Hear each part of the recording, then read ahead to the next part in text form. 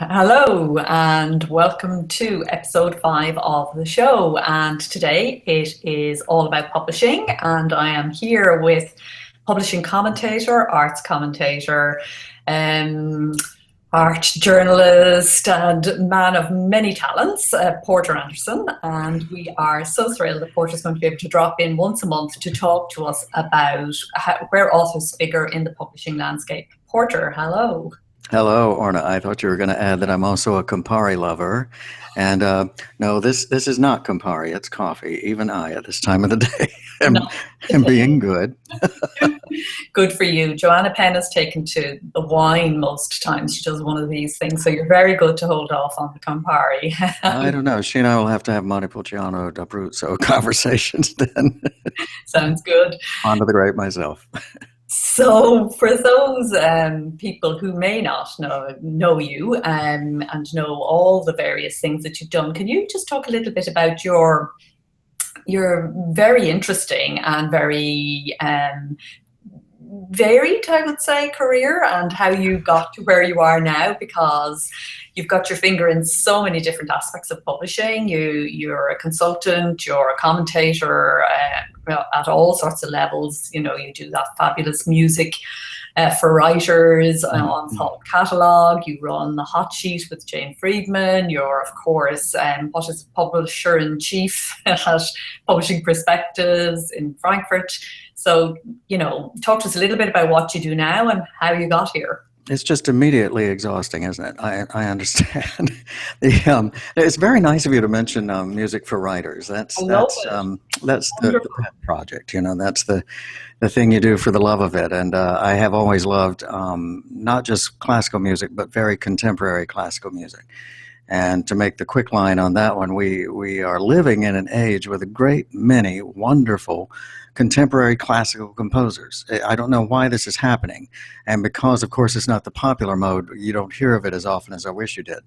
But in many parts of the world, New York, Reykjavik, of all places, London, Tokyo, there are many, many fine composers. And so I write a series of pieces called Music for Writers at thoughtcatalog.com. Which is a wonderful, fabulous site about absolutely everything with a massive audience. And we look at and talk to composers and musicians in the field. I was just talking to Stephanie Griffin of the Momenta Quartet. She's performing tomorrow night in New York with her organization, and amazing music from Philip Glass to Matthew Greenbaum. It's an astonishing repertoire. So it's very neat, and if anyone ever wants to look in, you just run to the front of thoughtcatalog.com, look down on the bottom, and you'll see Music for Writers, where they're on the cover. And I'd love to be visited there. Tell me why Music for Writers. I'm really interested in the interviews are fascinating, but where does the Music for Writers title come from? I find that when I work, especially whether I'm working in journalism or whether I'm doing some creative writing of my own, I like music and its influence on me. And I'm particularly fond of non-lyrical music. I like to say I can even listen to music in other languages I don't understand because it won't interfere with my own verbal work. Much of this music is instrumental. The way to think of it may be really good soundtrack music from film. Philip Glass works in film, as a matter of fact, speaking of him. And a lot of our best music is coming from both the Hollywood end and the concert stage. But I find that if I define it correctly, I can relate it to what writers are doing and how they work. And often the composer's process is very closely related to writers' work. And many composers now are working with literary inspiration, which is kind of cool. So we're able to bring those things out too, whereas you normally wouldn't even hear of this. They wouldn't mention that kind of element to it. So there are many tie-ins. This is one of the attractions for me because, of course, I think the same creative process creates everything, and that's very much what this whole show is all about. So I think that's a really interesting dimension to it. But the music, it's amazing, the stuff that you're introducing people to and the way that it's all brought together in one place. So yeah, really recommend people to go and have a look at it. And I keep thinking, if I ever have time, I'm going to set up a service where I can guide writers to what they need. If they're working on a scene that has this kind of emotional input, I can make suggestions as to what they can hear. Because over the years, I've come to listen to a great deal of it, and I know a lot of these composers well. And help you find the right thing. So it's kind of a fun sideline. But back to my basic background in journalism. I'm originally with the Village Voice, Dallas Times-Herald, CNN for many, many years, CNN International, as well as the domestic cable and then the online site.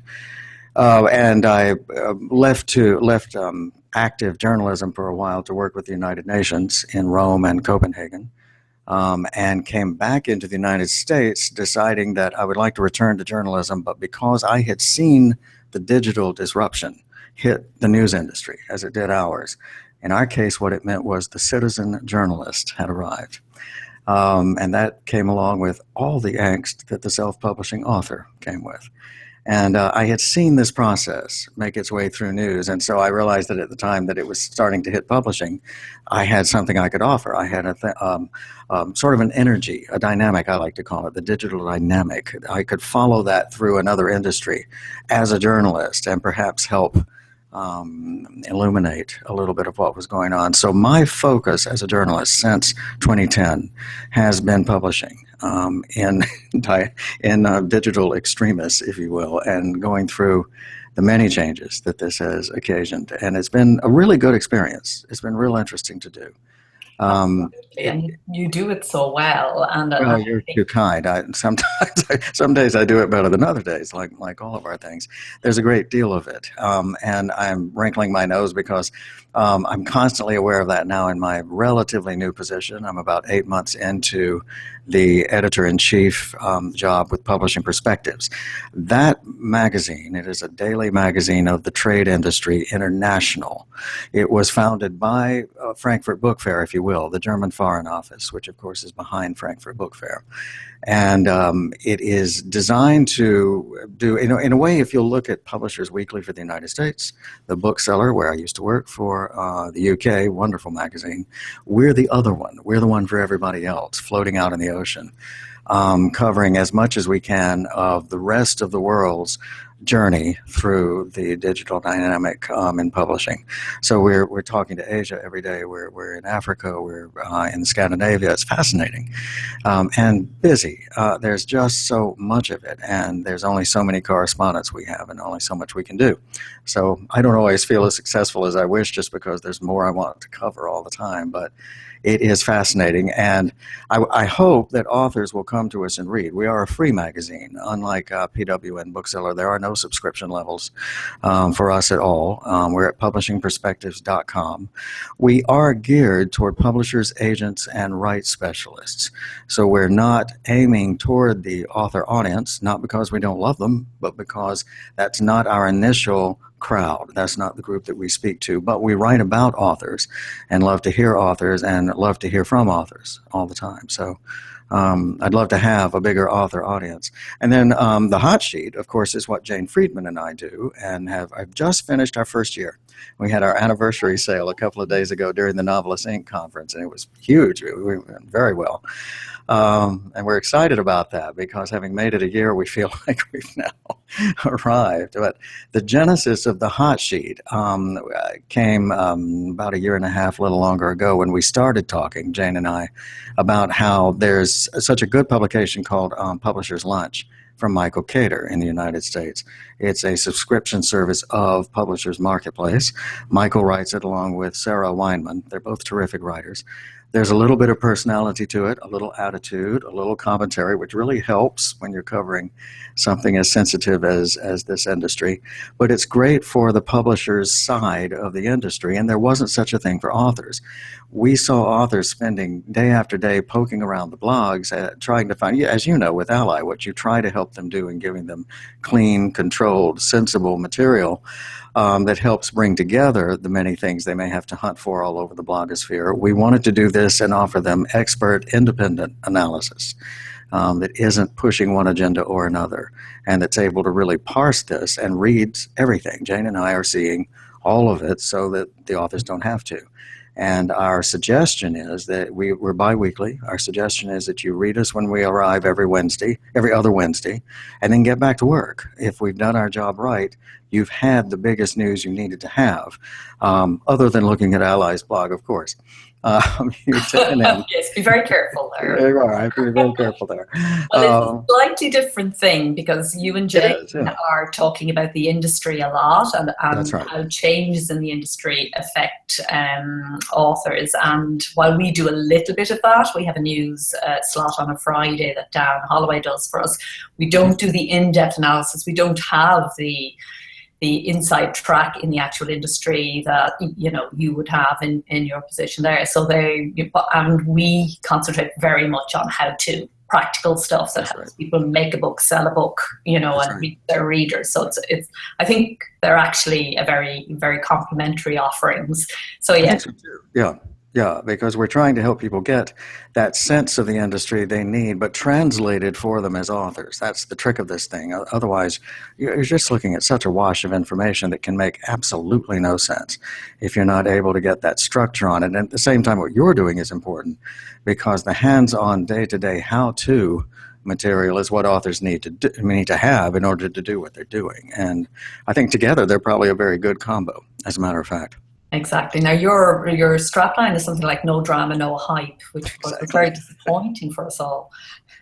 Yes, I know. I loved your comment. It was so lovely that you enjoyed it even without the drama and the hype. I'll never forget that one. It's so clever. But yeah, what we wanted to do is get away from what you find in, again, the blogosphere, where there's so much emotion attached to everything. And the blogs, I'm talking about the widest, the greatest unwashed of the blogs. You're really getting an awful lot of amateurism, not because somebody wants to be uninformed, but because they don't realize they're uninformed. And you're getting a lot of the kind of emotionality that gets behind this kind of thing because people are fearful or people are joyful at all the wrong moments. And you see the animosity, you see everything that we know is a problem on internet interchange. And we try to get completely above all of that and around it and beside it and everything else because we have no need to be that way. We didn't even create a community. There are not even comments connected with this thing because we want you back at work writing. So what we want to do is say, this is what we have for you this week. You can always drop us an email if you need to be in touch with us, but otherwise, get back to work. Here's what you needed to know. Now you don't have to worry about all those heated conversations about it over on a certain blog we all know and love, right? You can just jump back in and get your work done because you're up to speed. We've got you in the know. So it's working very well. The input from the authors is just really heartwarming. We're finding other people in the industry reading it. A lot of agents are following us because they want to know what the authors know. And I think that's so clever, What are we telling them and how are they understanding this world of the industry as it moves? Very clever. Some of the publishers are reading us now. And we feel honored, and we also think that's smart. That's what I hope I would do if I were an agent or a publisher. It's great because, of course, things are changing so rapidly, and we're delighted that you're going to drop in and essentially give us the top 3 things that have happened. That you are covering in the hot sheet or maybe in Publishing Perspectives. The 3 things in the past month that you think are most relevant to authors. So will we have a chat about that now? And then I'd like to go back to what you talked about with regard to Publishing Perspectives, the international view on things, just to finish up then. But yeah, what 3 things do you think authors really need to know about that happened in the last month? Well, one of them is kind of the immediate clarification story. Now, this is the journalist in me coming out, but you could even see the way I wrote it at Publishing Perspectives. I'm going to have to look over here because I've got another screen with some things on it. But Bowker was good enough to get to us first at Publishing Perspectives with its information about how many self-publishing ISBNs, this is the clarification part, it had seen in 2015. It's a wonderful figure. It's, am I going to get this right? 727,125. Huge. Almost a million. Now we're talking 750,000. Pretty scary. You're a writer. Exactly. And then this is only the U.S., remember. I mean, that makes it even more impressive that many ISBNs are being attached last year. It is a jump of about 21%, as I recall. Yeah, there we go. 21% up from the previous year. And just a massive sign of the level of activity in self-publishing. This is so good to have this kind of, at least this kind of hard evidence, because of course we don't have the sales figures still from Amazon and the other major online players, and we won't. This is not something they feel they can let go of, and I get that as corporates, but this helps us. However, the clarification is to keep saying to everybody who's getting confused, because we know they will, that's not that many titles. We haven't said 750,000 titles were self-published last year. Probably more were, but we don't know that for sure. What we do know is ISBNs, and the reason for the distinction there, as any good author knows, is that more than one ISBN is attached to each title. Your book may have one for its hardcover edition, its Kindle edition, its audiobook, etc. There may be as many as 6 or 7 attached to a single title. What I've asked Bowker to do, and Jane and I are hoping that this is going to be forthcoming. I saw an email come in a minute ago, I'll have to check it later, is actually tell us how many titles that represents. Bowker's process, as is the process of any national ISBN agency in the UK, it's Nielsen, is to consolidate the ISBNs for one title together so that your metadata directs all of those different formats to the right title. And so they are very clear on exactly how many actual books that represents. It will still not represent all the self-published books that went out in 2015 because, of course, many of them don't have ISBNs for many reasons we all understand, and we don't want to get too much into a big disagreement on all of that. We understand and we respect people who feel the ISBN is not for them. But if it's not there, we're unable to count it in this kind of research. But I'd love to know just how many this did represent in terms of what Bowker could see from last year in the U.S. It would be a helpful guide. So I'm hoping that we'll get somewhere with that. We've certainly made the request. There is, as we were writing, a very interesting trend that comes along with this too, and that is a tremendous diminution of Author Solutions' presence in the self-publishing market. It's a number of, let me see if I can get this right. Yeah, here we go. Its number of time, I think we have this, let me get this right on there. Its number of ISBNs have dropped by 42%. Wow. And it's in this last cycle that we're looking at right now. It's slightly skewed because there is one entire imprint that Author Solutions closed, and so at one point it dropped to 100% down. That's going to mean there's an apparent vacuum that's probably a little bit bigger than it is. But what we believe is that the pay-for model, the vanity model, is dropping, and where we're seeing the biggest uptake is in CreateSpace. As a matter of fact, with some strong showings from Smashwords, Lulu, Blurb. Smashwords, despite its totals, shows a decline of 13.6%. So it seems to be a little bit on the down right now. Lulu is up just slightly. Blurb, excuse me? Lulu, of course, uses Author Solutions for its print fulfillment, doesn't it? Smashwords does? No, Lulu. Smashwords is ebook only, yeah. So it's interesting how they're managing just a slight uptick, while Author Solutions itself is seeing a downtick. I think we'll see a lot more next year. This is an annual release of information that Bowker gives to us, which is always good to look at and to see and to try to understand, and you read it a bit like tea leaves. But we're fascinated by it. Ingram Spark, by the way, is not doing the kind of channel recognition or channel registration of ISBNs that shows it in the same way that it would show up as CreateSpace. So we think there's a great deal of activity there too. Ingram Spark is the sponsor, I should say, of Hotsheet, and we're very generous. We're very pleased to have them. We think they're a good company and a good platform.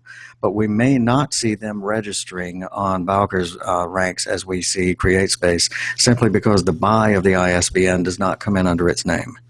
We're looking to next year. It's relatively new, so we're looking to next year to see if it shows up or not.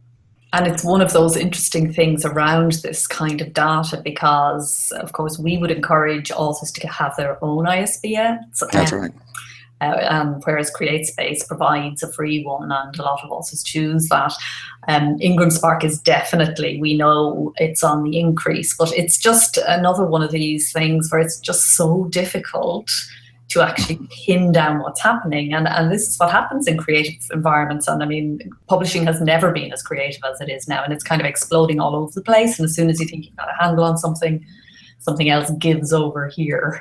Yeah, yeah. It reminds me sometimes of the visual arts business, and that you watch auctions and you watch things moving through private collections and into public collections, and you're right. I mean, creative businesses are like this. They never have the kind of clear outlines that we like.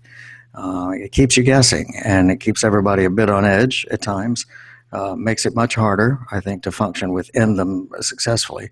But we see people making successes of it, and thank God, it's good. Yeah, absolutely. So anything else you'd like to tell us about? We're interested in the rollout of Amazon stores. One of the other things we've been writing about in the most recent issue is it's called Amazon Books. Whenever one of these small stores turns up, they're about a tenth of the size of a Barnes & Noble. And as we watch what appears to be, I called it in another piece I wrote, not for Hot Sheet, but for Writer Unboxed, I called it The Passion of Barnes & Noble, because it seems almost operatic. This amazing slow decline of this once great entity in terms of a chain store, and they are still struggling. The Nook is down almost 25% per quarter is going away from the Nook in terms of its sales. So we see it dropping almost precipitously now. But as we look at what Amazon is doing, the interesting corollary to the passion of Barnes & Noble is that they're not opening big stores. They're not opening something massive, as you might expect from Amazon, because it is so big. They're opening these small stores, and by doing so, they're gaining presence in the community. This is something that Hugh Howey was pointing out in one of his most recent pieces. They have never had that local feel. They've never had any real touch, anything you could walk in and feel and look at. They're starting to develop that. And these are sites that, of course, could have events, just as a normal independent bookstore has. And in shopping malls, they're opening something even smaller. It's not for books. It's primarily for their devices. The Echo, which is the voice-activated device. With the Alexa software and some of their other devices of that kind, their electronics, are going into small pop-up stores in the malls. And so gradually we are seeing Amazon start moving out as a small entity and a neighborhood entity, a community entity. Very crafty, potentially, we think, very crafty move that probably is going to go well for it. I would say they're opening them at this point at about at the rate of almost three per year, and it's going to pick up very fast, we think. The newest one announced is for Boston. The most recent opened is in La Jolla, California, right outside of part of San Diego. So we think this is a trend to watch too, because as we watch Barnes & Noble's decline, and we try to figure out what this means to how people are selling books in the United States, we're going to need to see what happens in terms of Amazon's arrival on your doorstep in the local community. It's very, very interesting because, of course, the whole thing was about the death of the local store and the economics of one individual trying to make it now in an indie bookstore is so punishing. So punishing. But they can come in, Amazon knows who's selling, they can work the economics. It's so easy. So, once again, breathtakingly interesting and innovative, and it's bound to succeed, I would think. Well, and it's still technological. Even when you walk into one of those stores, the first thing they ask you is, do you have our app? Because what you do is walk around and use your app to get the pricing from something that you want. They're working out of the mothership, if you will, out of the cloud for the inventory, which is fantastic. It's a very smart way to use what they've built technologically at a ground level. Just as clever as you'd expect from Amazon, which is really so smart with this. Yeah. I can't wait to be in the US early next year and actually go into one and see some of these. Yeah. I'm fascinated. So something we hope to look at the next time, I'll just mention very quickly because we haven't written it yet, is coming out of the EU and, of course, the EC's address of the one digital market, the single digital market. We're trying to look at what impact that may have on authors and on the industry. So we'll be looking at that coming up, and that will have probably some immediate application to some of your members and to those working with you in Ally. Yeah, we're watching that very closely too, so it will be great to get your take on that. So you'll know more about that next time. Yeah, we will. Fantastic.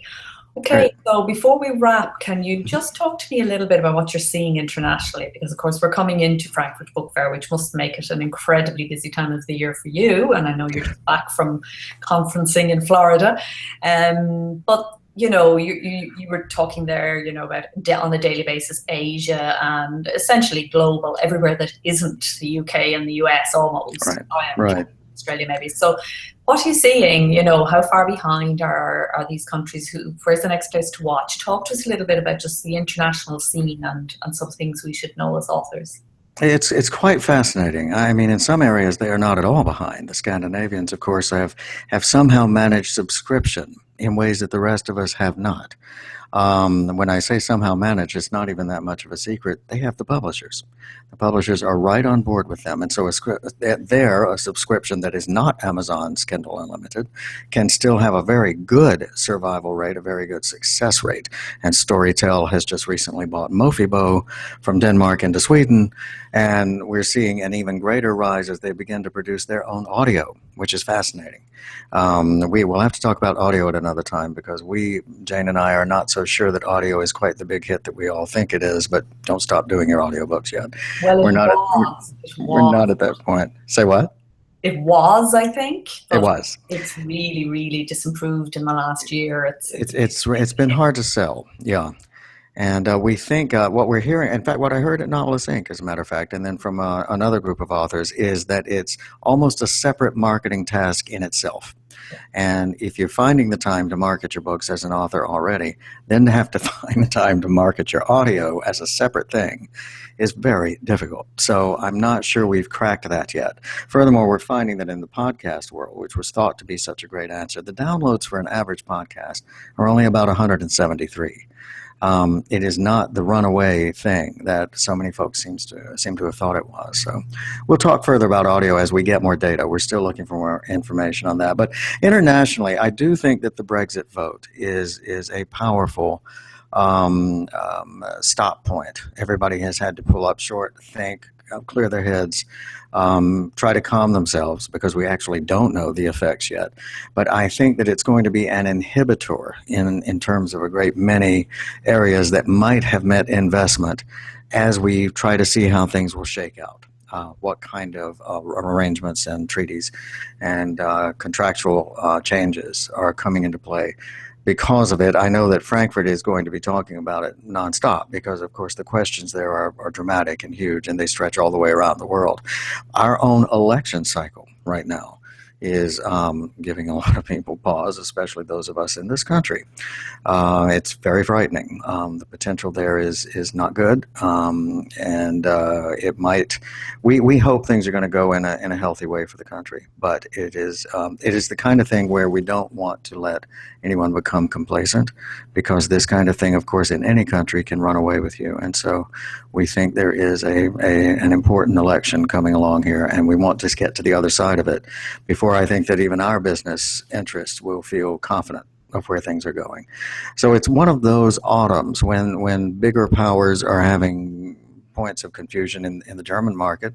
They're very worried about their copyright arrangement with the Vort, as it's called, that collects copyright revenues and divides them historically between the publisher and the author, only to be told by the courts that's not legal, that the author should have them all. That may mean the publishers have $300 million or so worth to pay. That could mean publishers going out of business. Did they do the right thing in splitting it? It doesn't look like it. I mean, it certainly doesn't sound like it. Do we want to see them go under because of it? That's not a very good idea either. So it's a very difficult problem and unsolved as yet. They are trying to work their ways through it, but it's tough.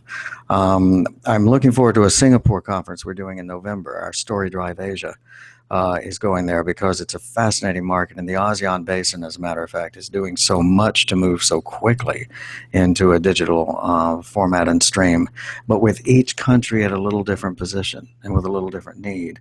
And a bit like the Scandinavians, they don't speak each other's language, and yet there's not enough translation even happening among them yet. So there's much to learn and to encourage and to analyze there, and to learn and to take back home to find out how we can be doing things better.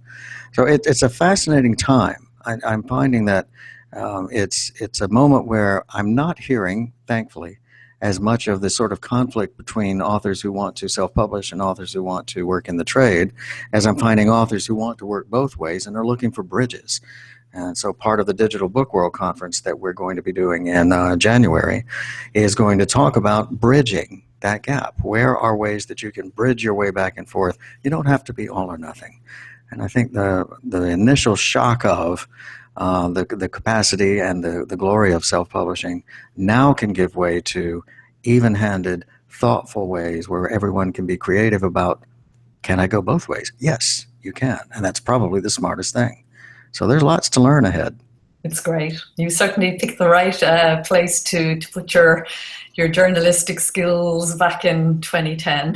Oh, thank you. You're very kind. So next month then, look forward to talking to you again. Thank you so much for dropping by. And next month we will probably be talking from Frankfurt, Frankfurt Book Fair. So it will be great to get your take on all of that. And yeah, thank you again, Porter. Thanks, Orna. I'll look forward to it. Okay, take care. Bye-bye. You too. Bye-bye.